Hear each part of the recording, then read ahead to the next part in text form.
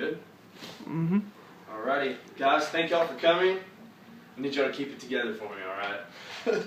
But today I'm going to be talking about player-to-player relationships and player-to-coach relationships in a team environment, and that's importance in our relationships after we graduate and also for the success of the team while they're all together.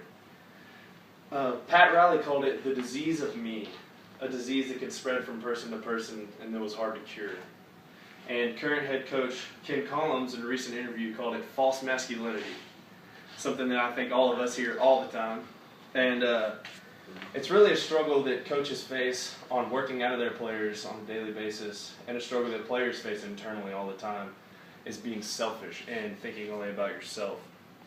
And so that brings me to my main point is college athletes tend to show a lack of maturity in our relationships and elevated selfishness, and coaches are working on to do away with that, but unfortunately many players slide by and graduate with nothing but 4 years of athletic experience, but nothing in the realm of being close to one another.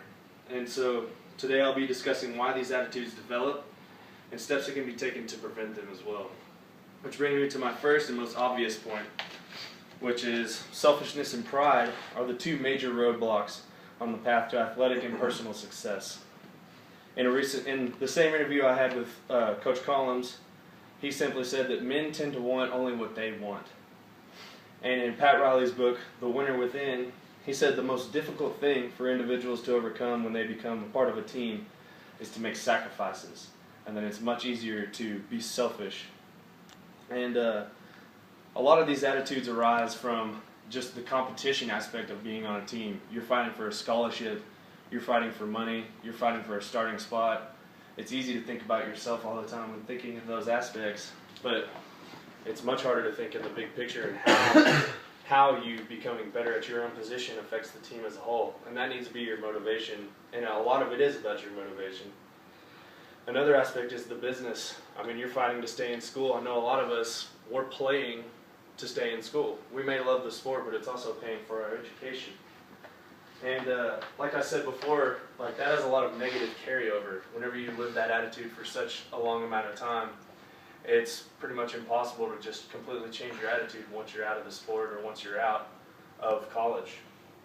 And so that brings me to my next point is that although selfishness and pride are so prevalent, they're not permanent, and coaches, the most important thing that coaches and players need to do is form relationships.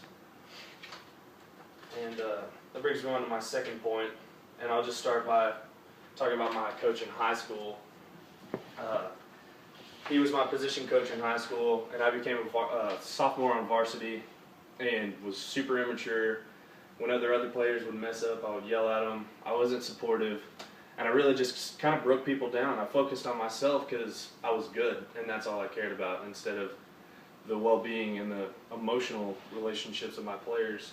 And he really he groomed me and talked to me and made sure that I matured, and eventually became team captain and speaker for our team during pep rallies and radio interviews and things like that, and became the face of the team as a good man, as somebody that could lead instead of somebody that only cared about themselves. And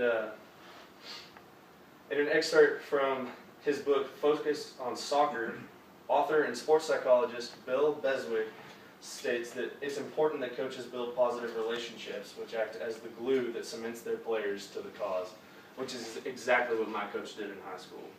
And this works to create resonance, and that resonance is that the players are feeling that their needs are being taken care for, that their feelings are important to their coaches. And so now that we've seen how big of an issue relationships are in the realm of sports and in the realm of team sports and attitudes, we need to address how to go about establishing these healthy relationships. And a big thing is that coaches and players need to be active in each other's lives off the field as well. Perfect example, me, John, and Noah went to Coach Young's house tonight and had dinner. And that was all we did. We were just friends that night. Instead of being a coach hanging out with his players, we were just men hanging out with other men. And times like that are important to me. I think that it's important to all of us.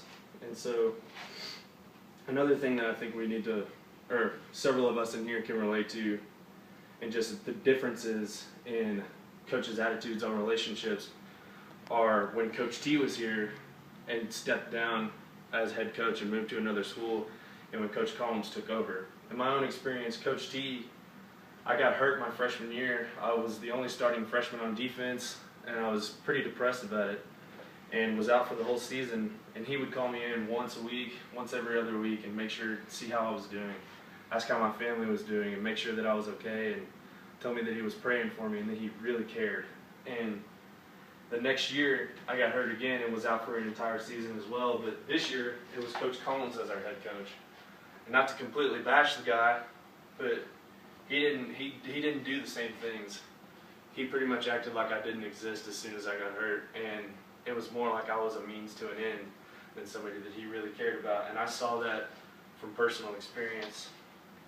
And just to wrap this up, I mean, selfishness and pride are the two major roadblocks for success on and off the field. And the steps that can be taken to prevent those attitudes are simple, but they require a high amount of emotional intelligence. And to finish it off, I'll just talk about a little story from a buddy of mine in high school and how investing in him and how our coaches invested in him could have made a major difference in the prolonging of his life. He loved football, he loved working out, he loved all of us, he loved the players most of all. But he got in a lot of trouble. He had a drinking problem, and eventually our coaches threatened him that if he got in trouble again or got caught drinking again, he was off the team and probably going to go to jail. They were going to file a suit against him. And he got in trouble again, and that night he went to his house and leaned over a rifle and killed himself. And in no way am I saying that the coaches are responsible for his death, and neither are we, but I can't help but think what might have been different if instead of telling him that he's going to be in trouble, they could have addressed his drinking problem or addressed his personal life and how that's affecting his life in all aspects of it, and eventually him being alive, or how us as his fellow friends and players could have cared for him instead of saying you need to get it together, ask him what's wrong and talk to him about it. And so that's just the main point that I'm trying to make, is that these interpersonal relationships are the most important aspect of team environments, and it's really all I got for you guys. Thank y'all for coming.